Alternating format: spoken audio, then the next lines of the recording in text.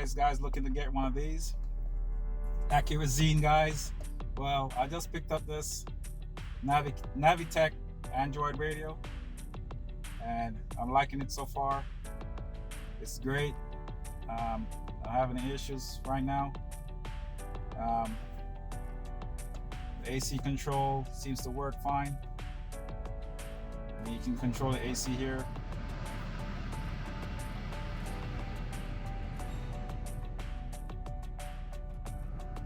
Fan speed, temperature.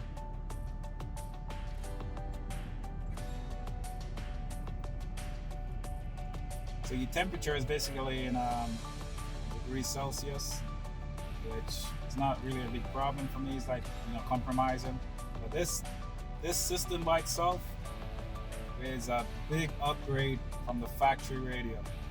And honestly, the reason why I went with this Tesla style Android radio is that I don't really like the way the double din looks with the factory navigation up here, which is really outdated. I don't like that look. So I went ahead and bought this. There are a few little glitches here and there, but I mean, it's nothing affecting the system from working properly.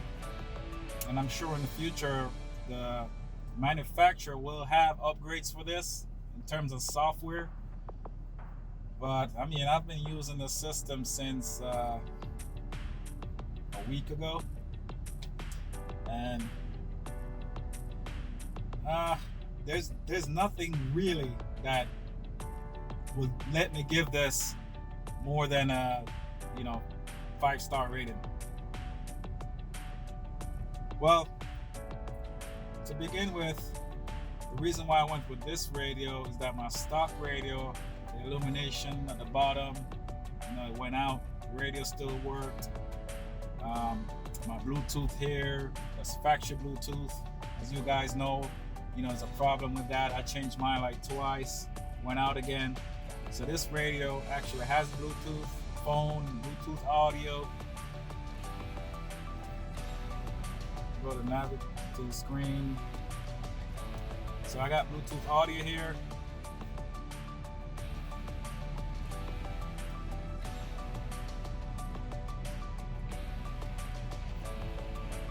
Got my contacts downloaded to the phone, so I can just go through my phone list, dial anyone that I want to dial, any number here.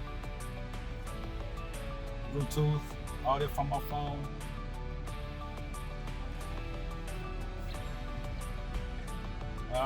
Some people were complaining that the system has like audio issue, like it was a downgrade and quality was bad.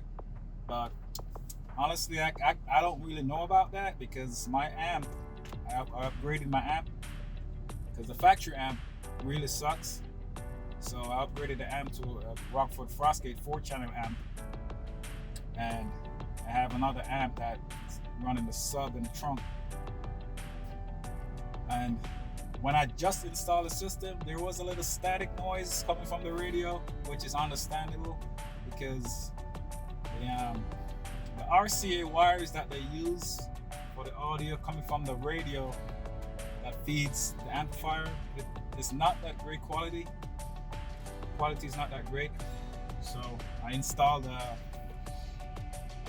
ground loop noise reducer. So one of that's been installed, you reduce the noise like 90%. I got like a little 10% static, but you can barely hear it once the car is driving and the radio is turned up a little bit. So my next move is to install an independent ground, like a shielded ground, directly from the battery terminal, because that's where you're going to get the cleanest ground ever, without picking up any noise. So from time to time I have this light flicker on and off. But, I mean, I guess it's that's one of the flaws, but it's not nothing detrimental. But everything works. I installed a dash cam, got a high definition dash camera.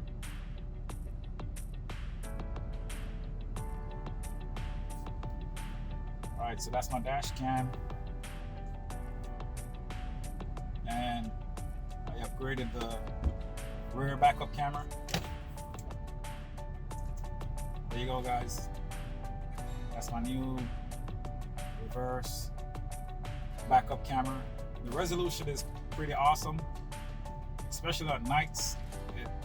It actually looks the same at nights because the new camera has LED lights that turn on with the camera, so you know it illuminates and help with visibility.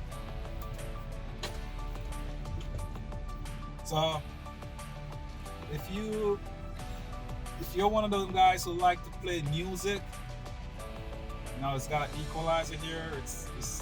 It's awesome, guys.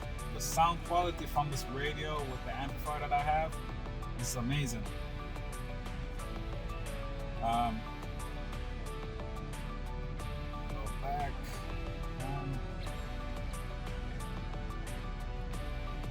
Got a file manager here. Play a USB music audio. Just hit that, start playing music. Alright, guys, I don't want to copyright the music, so that's it right there. Got the music going from the, got my flash drive plugged in here.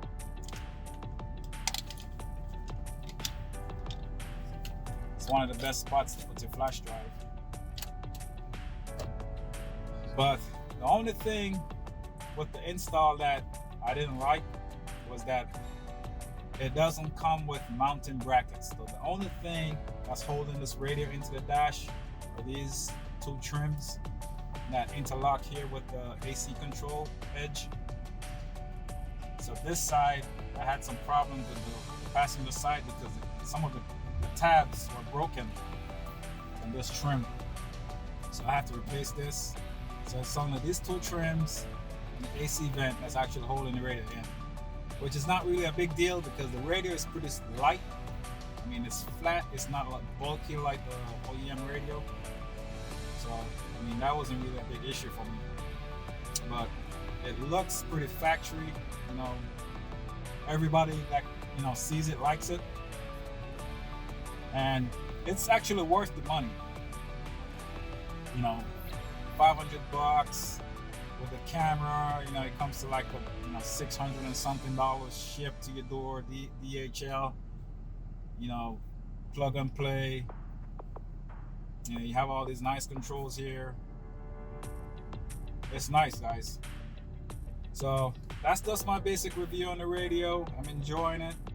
I actually love having the hands-free aspect of it. The Bluetooth audio is something that I always wanted. You know, I don't have to be using any cord, you know, Bluetooth phone. It's awesome. So alright, guys, let me know what you think. If you got any questions, just, you know, just ask and I'll answer them, you know, when I can. But so far, I think it's a great upgrade.